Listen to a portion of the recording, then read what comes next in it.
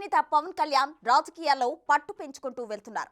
ఏదైనా సమస్యపై నేరుగా రంగంలోకి దిగితే పని జరిగిపోవాల్సిందంతే. అలా ఉంటుంది పవన్ లెక్క. అయితే పూర్తి స్థాయి రాజకీయంలోకి దిగితేనే మేలు అన్న వాదన జనసేనలో వినిపించింది. యుద్ధం తాలూకు అంతిమ లక్ష్యం ప్రభుత్వాన్ని మార్చేలా చేయడం అంటున్నారు.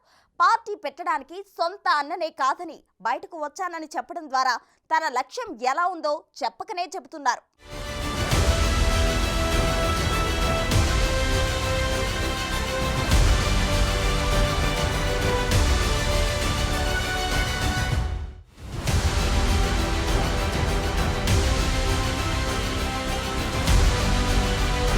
గత 10 ఏళ్లలో జనసేన ప్రస్థానం చంద్రబాబుకి అనుకూలంగా ఉండడం, జగన్ని వ్యతిరేకించడమే లక్ష్యంగా సాగింది. స్వతంత్ర రాజకీయం ఎందుకు చేయడం లేదన్న ప్రశ్నలు జనసేన నేతల నుంచి వినిపిస్తూ వచ్చాయి. అయితే గత 11 ఏళ్ల ప్రస్థానం చూస్తే ప్రస్తుతం కీలక శక్తిగా ఎదిగిన పరిస్థితి ఉంది. పవన్ మాటకు ఢిల్లీ బీజేపీ పెద్దలు విలువ ఇవ్వడం, ఇప్పుడు జనసేన, టీడీపీ, బీజేపీ మధ్య ఏపీలో పొత్తులు కుదిరాయంటే అది పవన్ కళ్యాణ్ నడిపిన మంత్రాంగమే కారణమంటున్నారు. తొలుత టీడీపీతో పొత్తుకు సస్సేమీరా అన్న బీజేపీ కేవలం జనసేన అధినేత పవన్ కళ్యాణ్ కోసం మెట్లు దిగొచ్చిందన్న టాక్ కూడా ఉంది. అంతేకాకుండా ఎన్డీఏలో టీడీపీ చేరడానికి పవన్ కీలక పాత్ర పోషించారు. ఈ పొత్తు అవసరమన్నారు. ప్రభుత్వ వ్యతిరేక ఓటు చేలనివ్వబోనని మొదటగా చెప్పిన పవన్ రాజకీయ పరిణతి చూపించారు. ఇందుకోసం ఎన్ని త్యాగాలకైనా రెడీ అన్న సంకేతాలు ఇస్తూ వచ్చారు.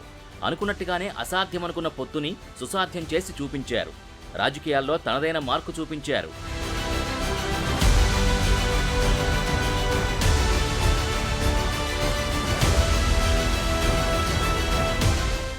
సో ఉదయం అడిగి పిఠాపురం ఖాయం చేసుకోమని చెప్తాను.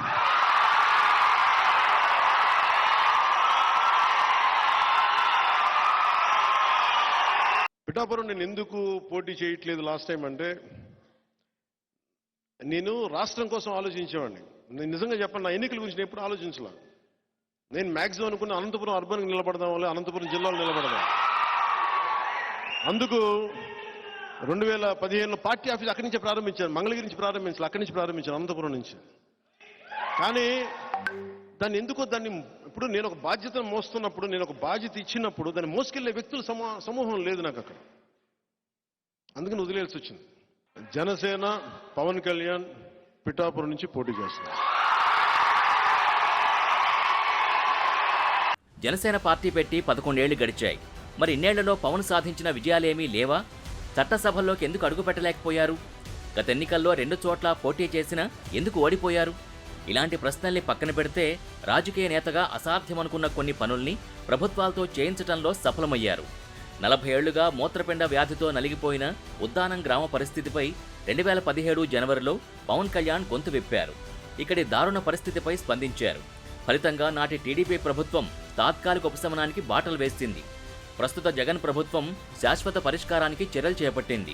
ఈ రెండూ అధికారంలో ఉన్న పార్టీలే చేసినా ఈ సమస్యను చర్చకు పెట్టి సమాజానికి వివరించి పాలకుల్ని కదిలించడంలో పవన్ సక్సెస్ అయ్యారు. ఇక ఇప్పటంలోనూ పాలకవర్గాల దౌర్జన్యకాండను ప్రశ్నించి ఏపీలో మరో చరిత్ర సృష్టించారు. ప్రజల మధ్యనే ప్రజల సమస్యకు పరిష్కారానికి వారధిగా జనసేన ఉంటుందని చాటి చెప్పారు.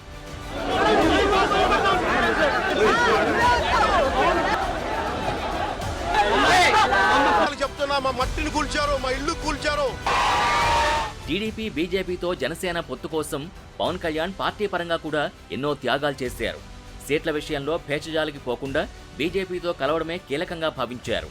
సంస్థాగతంగా పార్టీలోని సామాజిక వర్గంలో విమర్శలొచ్చినా జనసేనాని ఎక్కడా రాజీ పడలేదు. కేంద్రంలో బీజేపీ మద్దతుంటేనే ఏపీ అభివృద్ధి సాధ్యమని బలంగా నమ్మారు. బీజేపీతో పొత్తు కోసం ఎన్నో మెట్లు దిగొచ్చారు. ఏపీలో పొత్తు క్రెడిట్ అంతా పవర్ స్టార్ పవన్దే. ఇప్పుడు చంద్రబాబు కూడా కేంద్రంలో మిత్రపక్షం అధికారంలో ఉంటే రాష్ట్ర అభివృద్ధి మరింత వేగంగా సాగుతుందన్న విషయాన్ని చంద్రబాబు కూడా చెప్పుకొస్తున్నారు. దీన్ని చాలా ముందుగానే పవన్ కళ్యాణ్ గ్రహించారు.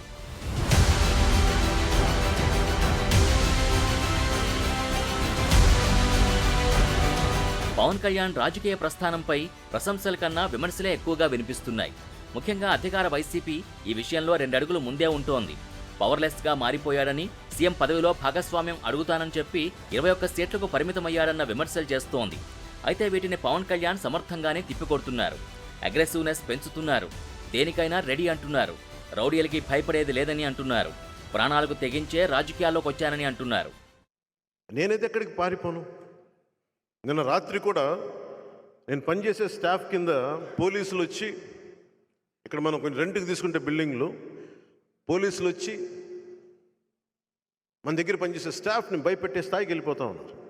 జగన్ ప్రభుత్వానికి ఒకటే చెప్తున్నాను, జగన్ ఇది 2009 కాదు, జగన్ ఇది 2024. మర్చిపోయి మీకు చెప్తున్నాను, ముఖ్యంగా మీరందరూ రాయలసీమ ప్రాంతం నుంచి వచ్చారు కాబట్టి చెప్తున్నాను. నేను ప్రాణాలకు తెగించే వచ్చాను రాజకీయాల్లోకి. నేను భయపడను. నేను రౌడీజంకి, గుండాలకి, దాష్టీకాలు చేసే వాళ్ళకి నేను భయపడే వ్యక్తిని కాదు. కాకపోతే మూర్ఖంగా వెళ్ళిపోయి, ఏ వ్యూహం లేకుండా వెళ్ళిపోయి ప్రాణాలు అర్పించుకున్న అజ్ఞానిని కూడా కాదు. జన సైనికులతో ఇప్పుడు రెగ్యులర్గా మీటింగులు పెడుతున్నారు పవన్. అందులో కొన్ని విషయాల్ని బాహాటంగానే చెప్తున్నారు. అయితే తమ బలాలు ఏంటి, బలహీనతలేంటన్నది కూడా బహిరంగంగానే చెప్పుకోవడం కీలకంగా మారుతోంది.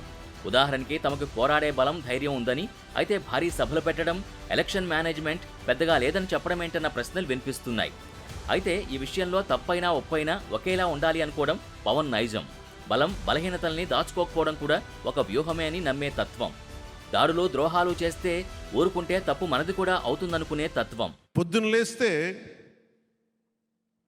మన బంధువులు, మన కులపోడైనా సరే, మన ఇంట్లో వాడైనా సరే దాడులు, ద్రోహాలు చేస్తే మనం ఊరుకుంటున్నామంటే తప్పు వాళ్ళదో మందు కూడా అవుతుంది. నాకు నిజంగా బాధ కలిగింది. మీరు చెప్పండి, నేను కనుక అడ్డగోలుగా అన్యాయాలు, దోపిడీలు చేస్తే మీకు నచ్చదు కదా. నేను చాలామందికి బంధువు. కానీ మీరు ఒక ఆశయాన్ని తీసుకెళ్లేటప్పుడు, ప్రజాస్వామ్యాన్ని కాపాడాలనుకున్నప్పుడు తప్పులు చేస్తుంటే, వెనకేసుకొస్తుంటే ఇంకెవడు ప్రపంచాన్ని ఈ సమాజాన్ని ఎవడు మార్చలేదు. ఒక వ్యక్తి చేసిన తప్పు కులం మీద పడిపోతుంది, అతని వర్గం మీద పడిపోతుంది. ఇక భీమవరంలో ఓటమిపై మనసులో మాటను చెప్పారు పవన్ కళ్యాణ్.